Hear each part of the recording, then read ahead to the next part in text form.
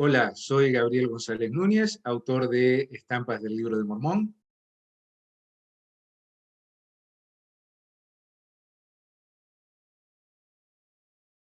Estampas del Libro de Mormón es una colección de, bueno, estampas, como dice el nombre, o de semblanzas, si se quiere, de distintos personajes que aparecen en el Libro de Mormón. Los santos de los últimos días vemos a los personajes del Libro de Mormón muchas veces a través de un lente común, por decirlo de alguna forma. Estas estampas del Libro de Mormón lo que buscan es mirar más allá y presentar con una voz poética, literaria, algunos aspectos que a lo mejor no hemos considerado o que nos ayuden tal vez a entender de mejor forma a estos personajes.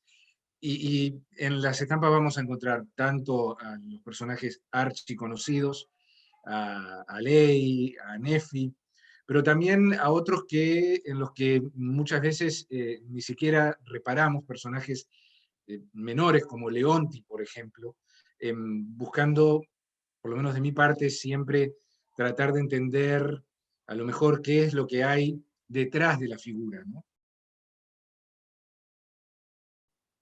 Escogí a los personajes un poco por inspiración de Juana de Ibarburu, que tiene un libro que se llama Estampas de la Biblia, que hace lo mismo con personajes del Antiguo Testamento. Y cuando lo leí, me llamó la atención de que algunos de los personajes eran muy conocidos y otros eran realmente menores. Entonces, cuando decidí imitarla a ella para crear las estampas del Libro de Mormón, dije, no voy necesariamente a ser los personajes que todo el mundo espera. Todo el mundo espera encontrar a Amón, a Alma.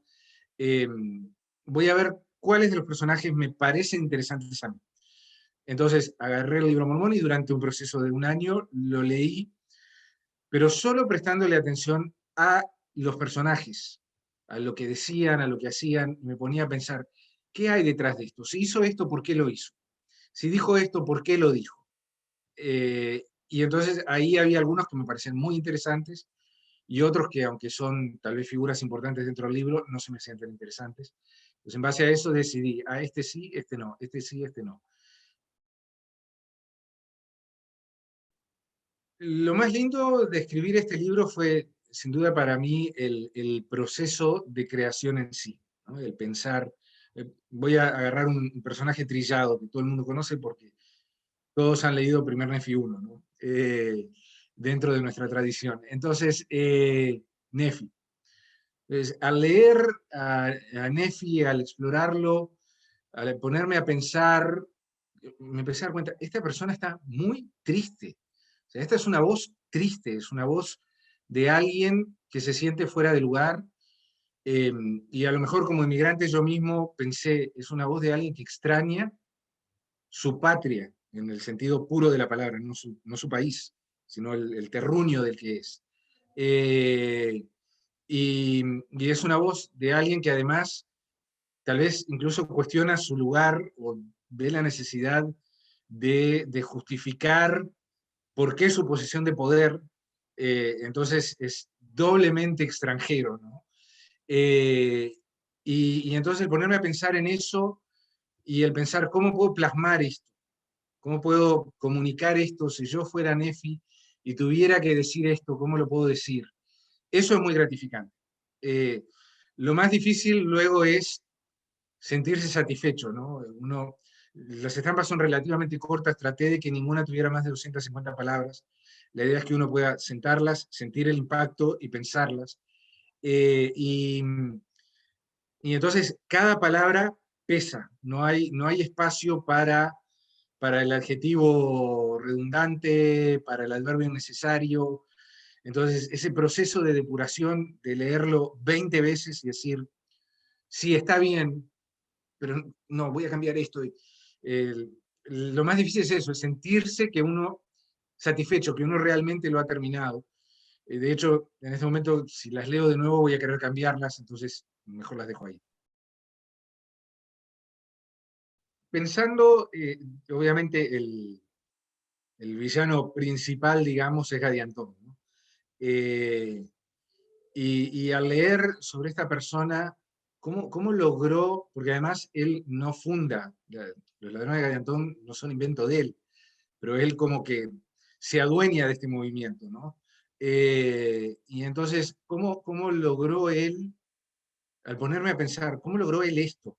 ¿Cómo logró él crear esta organización tan secreta que perdura más allá de él? O sea, ahí como me hizo pensar mucho, francamente, en los políticos de la actualidad. Entonces me puse a pensar, este tipo es un político, pero es un político encubierto, no hace su carrera en público. Creo que los políticos en la actualidad tienen carrera doble. Yo desconfío muchísimo de los políticos. Me parecen gente muy falsa, no quiero ser duro. Me parece que las decisiones se toman todas entre bastidores, no tienen nada que ver con el pueblo.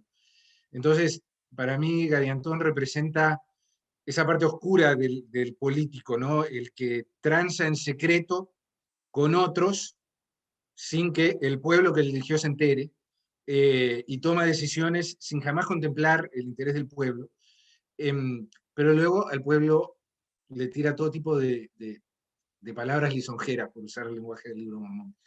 Entonces me puse a pensar, este tipo tenía que tener un verdadero don de gente, tenía que saber medir muy bien las inseguridades, los miedos, las ambiciones, y luego absolutamente inescrupuloso a la hora de explotar eso. Entonces, en cierto modo, este personaje, al pensar en eso, se me hizo muy despreciable, pero también dije, es un personaje muy vigente, porque está alrededor nuestro, y no voy a dar nombres, pero me hizo pensar muy en concreto en algunas figuras públicas. Eh, Así que bueno, sí, creo que ese fue interesante desde ese punto de vista, ¿no?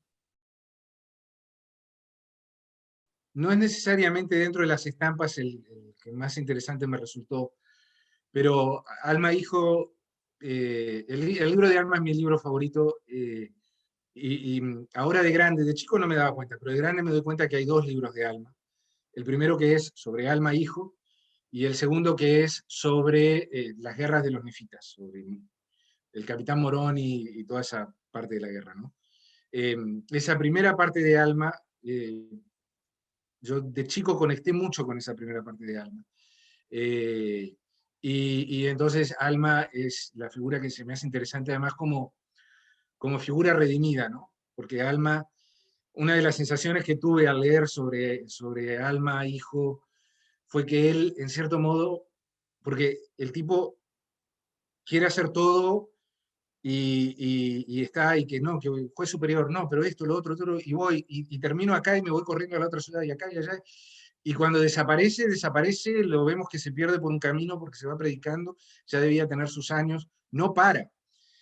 Y a mí me dio la impresión al tratar de pensar por qué es así, que tiene que ver con ese sentido de necesidad de redención, que sin duda yo la tengo, que todos la tenemos, pero yo sentí esa conexión, ¿no? Esa idea de, él está tratando en cierto modo de dejar atrás aquello que en su juventud le llamó la atención, etcétera, y de forjar una nueva vida. En fin, sí, me siento identificado con él. eh, a ver, no quiero decir que me parezca, porque este tipo es cosa seria y yo no, ¿no? Pero eh, sí, creo que como santos de los últimos días tenemos un, lo que James Goldberg llama un lenguaje compartido que proviene de nuestras escrituras, que proviene de la historia de la restauración, que a nosotros al español nos llega a través de la traducción. Es un lenguaje traducido, transformado, pero tenemos una serie de vivencias, tenemos una, una narración épica, tenemos nuestra propia historia del éxodo del pueblo de Israel, tenemos nuestra propia epopeya, digamos, nuestra cosmovisión muy única, nuestra serie de escrituras que compartimos en parte con el mundo cristiano, pero en parte no. Entonces, esto quiere decir que como santos de los últimos días tenemos realmente un tesoro muy rico de recursos narrativos, narratológicos, que no hemos explotado, por lo menos no en español, ¿no? Entonces, ¿qué es lo que quiere, qué puede aportar la visión de los santos de los últimos días a la literatura? Y eso es un poco lo que quise hacer con estas estampas. Y yo entiendo que no es mormón, no le va a interesar porque dice del libro mormón, y a mí no me interesa, yo eso lo entiendo. Pero sí creo que podemos aportar al mundo de la literatura una serie de conceptos, de imágenes, de ideas que provienen de nuestra tradición y que no hemos todavía escarbado o no hemos explorado lo suficiente. Entonces, parte de lo que yo busqué al hacer las estampas del libro mormón es inspirar tal vez a otras personas que han tenido esa idea de, me gustaría escribir, no sé, un cuento sobre los jareditas, o un poema sobre lo que sea, ¿no? Contar esta historia, pero no solo para adentro, sino mirando hacia afuera también, ¿no? ¿Qué podemos aportarle al lenguaje eh, de la tradición literaria, no solo de los santos de los últimos días, que esa tradición ocurre más que nada en inglés, sino de la tradición literaria hispanoamericana, latinoamericana?